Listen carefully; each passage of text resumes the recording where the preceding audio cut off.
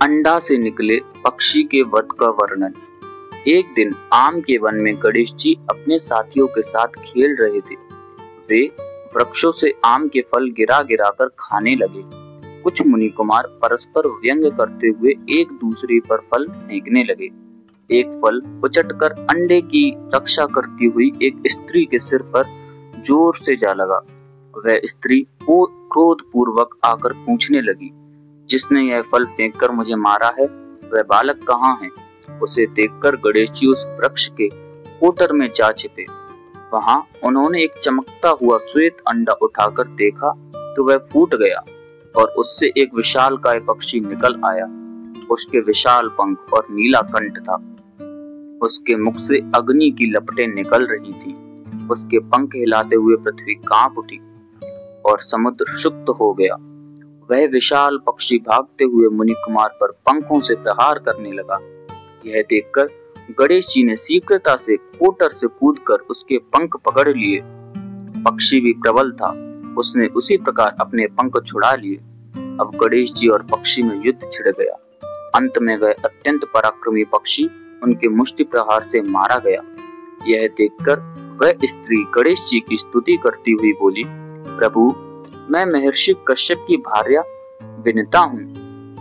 उनका पुत्र यह शिखंडी आपके सेवक रूप में समर्पित है।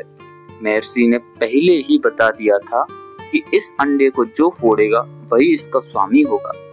मेरे जटायु, शेन और संपाति तीनों पुत्रों को कत्रुपुत्र ने नागलोक में बंदी बनाया हुआ है। कृपा कर उन्हें मुक्त कराने का कष्ट करें। गणेश जी ने आश्वासन दिया, माता, आप चिंता न करें, मैं तुम्हारे पुत्रों को छुड़ाने का शीघ्र ही प्रयत्न करूंगा। उसके बाद उन्होंने मयूर से कहा, तुम पर प्रसन्न हूँ, कोई इच्छित वर मांग लो। मयूर बोला, प्रभु, मुझे तो आपकी भक्ति ही चाहिए।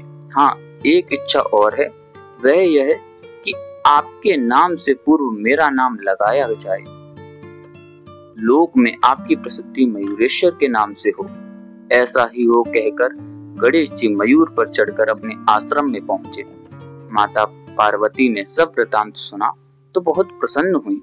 ऋषि कुमार भी उनकी प्रशंसा करते हुए अपने अपने घरों को चले गए। अश्वासुर का वध। गणेश जी की आयु 11 वर्ष की हो रही थी। आम्रवन में विद्यमान सरोवर के किनारे मुनि कुमारों के साथ गणेश जी खेल रहे थे। तभी उग्रेक्षण द्वारा भेजा हुआ एक राक्षस विशालकाय घोड़े के रूप में आकर उपद्रव करने लगा। उसकी भयंकर आकृति और आक्रमण चेष्टा देखकर कुछ मुनि कुमार सरोवर में कूदे, कुछ वृक्षों पर चढ़े और कुछ प्राण लेकर कहीं अन्यत्र जा छुपे। तभी गणेश जी ने उस पर वज्र तुल्य मुष्टिका का प्रहार किया। पहले तो उसने सामना किया, किंतु बार बार के मुष्टिका प्रहार में उसका शरीर अत्यंत पीड़ित हो गया और वह प्राण बचाने के लिए सरोवर में जा कूदा। यह देखकर गणपति ने भी छलांग लगाई और उस घोड़े को जल में ही जा दबोचा तथा मर्दन कर मार डाला और उसका मृत शरीर उछालकर सरोवर के बाहर फेंक दिया। राक्षस को मरा देखकर सभी मुनि कुमार प्रसन्नता व्यक्त करने लगे। ओम गणेशाय नमः।